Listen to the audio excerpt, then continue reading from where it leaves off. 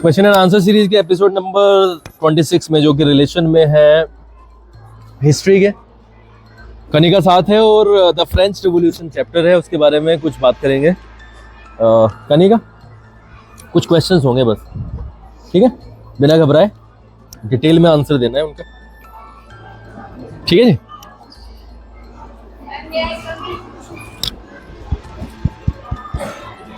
एक state of emergency थी, मतलब एक सुबह थी पेरिस में। वो कौन से दिन की सुबह थी जब लोगों में थोड़ा सा भय का माहौल था? 14 जुलाई 1789। 14 जुलाई 1789 में। क्या था, क्या मामला था, कैसा माहौल था? डर का माहौल था। कारण क्योंकि वहाँ पर अफवाह फैली हुई थी कि जो वहाँ का जो राजा है उसने अपनी आर्मी को शहर में बुला लिया है और वहाँ के लोगों पर हमला करने का ऑर्डर दे दिया है। अच्छा, लोगों ने फिर क्या किया? फिर लोगों ने ये खबर जब आग की तरह फैल चुकी थी सारी सिटी में, तो लोगों के बीच डर का माहौल था, तो लोगों ने सोचा कि मरना तो फिर भी है कि जो किंग की आर्मी है उससे लड़कर ही मरा जाए। तो फिर वो सोचते हैं कि उधर से, तो फिर वो एक टाउन हॉल के सामने इकट्ठा होते हैं। उन्होंने एक जनसेना बनाई, इसको लगा लो अदरवाइज दिक्कत करेगी। उन्होंने एक जनसेना बनाई, वो टाउन हॉल के सामने इकट्ठा होते हैं। करीब 7000 मेंस एंड वुमेन्स वहाँ पर इकट्ठा हुए। तो उन्होंने वहाँ खड़े होकर सोचा कि उधर से तो गोलियां चलेंगी और हमारे पास लड़ने के लिए कुछ नहीं है, हमें भी गोला बारूद चाहिए होगा। तो उन्होंने डिसाइड किया कि जितनी गवर्नमेंट बिल्डिंग्स है, जितने गवर्नमेंट ऑफिसेज है, उनमें वेपन्स मिलेंगे, उन पर हमला करेंगे हम।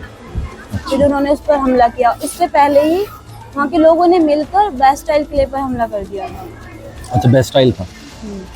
उसमें 7 कैदी थे, वो भी छुटा दिए थे, लोगों ने भी आजाद कर दिया था वहाँ से। और वहाँ पर बेस्टाइल में कौन मारा गया है?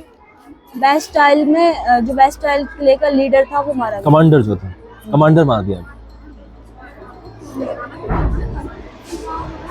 बेस्टाइल जो है ना, एक अच्छे स्थान के रूप में नहीं माना जाता ना, कुछ है इसके बारे में आइडिया?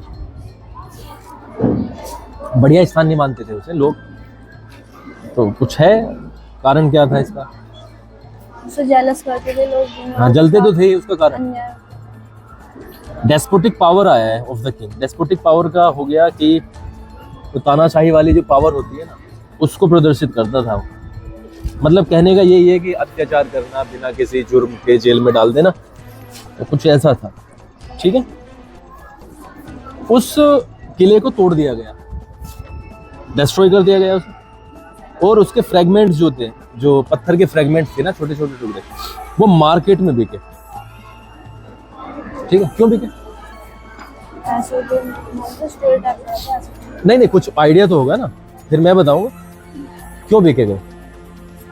क्योंकि उन लोगों ने खरीदे वो, जो उस अत्याचार का मतलब शिकार हुए थे, सिर्फ मेमोरी के लिए कि एक समय पे जहाँ पे हम अत्याचार का शिकार हो रहे थे और राजा हम पे अत्याचार कर रहा था, उसी के टुकड़े और उसी का सत्यानाश हुआ।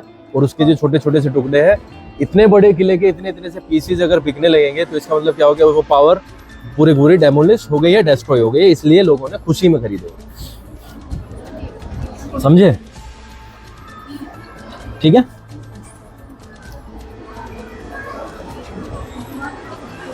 और कुछ इसके बारे में, कुछ आगे?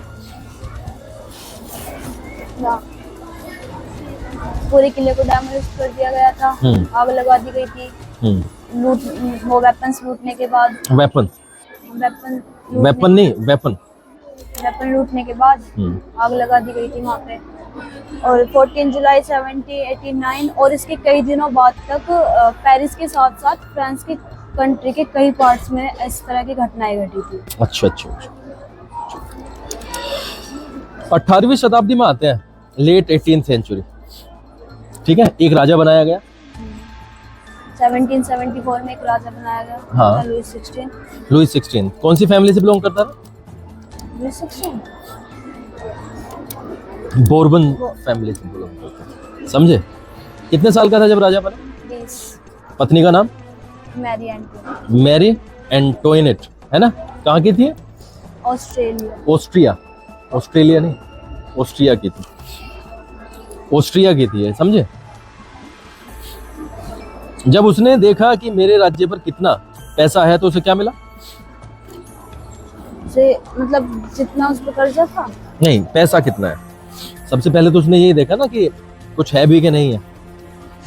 उसकी मतलब फाइनेंशियल हालत बहुत खराब थी। हाँ, तो उसने एम्प्टी पाया ना उसे, वो तो खजाना तो खाली पड़ा था। Zero balance. उसका कारण क्या था? कर्जा भी हो जाना, फाइनेंशियल सिस्टम भी जीरो हो जाना, क्या कारण रहा होगा फ्रांस के लिए? ऑस्ट्रेलिया की 13 कॉलोनी, ब्रिटेन से 13 कॉलोनी छुटाने के लिए इसने, ऑस्ट्रेलिया की? ये कहाँ लिखा है भाई? ब्रिटेन से ऑस्ट्रेलिया की कॉलोनी थोड़ी ना छुटाई थी। उससे ब्रिटेन से नहीं छुटाई थी क्या 13 कॉलोनी? उसमें ब्रिटेन से छुटाई होंगी, लेकिन ऑस्ट्रेलिया की थोड़ी ना छुटाई थी। ऑस्ट्रेलिया की छुटाई थी। लिखा हुआ है, लिखा हुआ है कहीं? जो मैंने अपने पास स्टोरी पढ़ी। अपने पास से ऑस्ट्रेलिया थोड़ी लगा दो। नहीं, अपने पास से ऑस्ट्रेलिया लगाया नहीं था, इसकी ही स्टोरी थी। चलो बताओ, देखते हैं। कॉलोनीज को छुटाया, लोगों को आजाद करने में मदद की थी, वॉर लड़े थे। अच्छा, और कुछ कर्जा अमेरिकन कॉलोनी, ऑस्ट्रेलियन कहाँ है? ऑस्ट्रेलियन कहाँ से आया? मुझे तो इसमें ऑस्ट्रेलिया, अरे मैं तुम्हें दिखा रहा हूँ सामने से। मैंने बुक में मतलब इस वाली।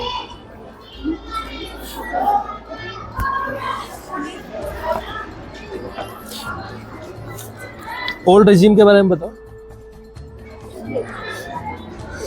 ओल्ड रेजिम, ओल्ड रेजिम बताओ, मैंने किया हुआ है एक्सप्लेन। कौन सा समय को ओल्ड रेजिम कहा जाता है?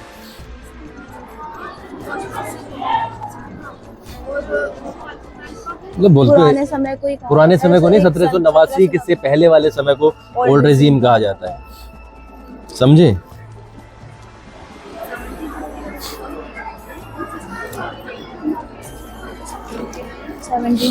स्टेट्स के बारे में बताओ, जो जिसमें फ्रेंच सोसाइटी बटी हुई थी। उस टाइम फ्रेंच सोसाइटी 3 स्टेट्स में बटी हुई थी। फर्स्ट क्लर्जी, जिसमें कि चर्च से रिलेटेड सारे लोग पीपल्स आते थे। सेकंड थी नोबिलिटी। नोबिलिटी में किंग आता था खुद और उसकी फैमिली और उसके रिलेटिव्स। किंग से रिलेटेड जो भी पीपल्स थे उसमें वो आते थे। पीपल्स नहीं होता, पीपल होता है। पीपल वो आते थे। थर्ड में बाकी सब बचे हुए लोग सारे आते थे। अच्छा, जैसे पीजेंट, सर्वेंट, लेबर, मजदूर वगैरह, ये सारे इसमें आते थे, जितने बचे हुए थे, बिजनेसमैन वगैरह, ये सारे इसमें आते थे। ठीक है। टैक्स कौन देता? टैक्स सिर्फ फर्स्ट वो थर्ड स्टेट को देने पड़ते थे। फर्स्ट और सेकंड स्टेट को टैक्स नहीं देने पड़ते थे, और थर्ड स्टेट को 2 तरीके के टैक्स देने पड़ते थे। एक था धार्मिक टैक्स। धार्मिक टैक्स मतलब अपनी फसल का 10% हिस्सा जो कि चर्च को दिया जाता था। अच्छा। और सेकंड था जो कि डायरेक्ट ही किंग को पे करना पड़ता था, वहाँ का जो राजा था उसे पे करना पड़ता था। और एक टैक्स वो अलग था जो कि अपने डेली के सामान में, जैसे नमक हुआ, इन सब। कैसा लग रहा है बैठ के, दूसरी बार बैठ के लगातार? अच्छा लग रहा तो एक्सप्लेन करो। है। अब मुझे जैसे मेरी सेकंड चांस है तो मुझे बहुत अच्छा लग रहा है। रैप अप करो, फास्ट रैप अप। वीडियो अच्छी लगी हो तो वीडियो को लाइक करें, कमेंट करें और ज़्यादा से ज़्यादा शेयर करें, और चैनल को सब्सक्राइब भी करें। Thank you for watching.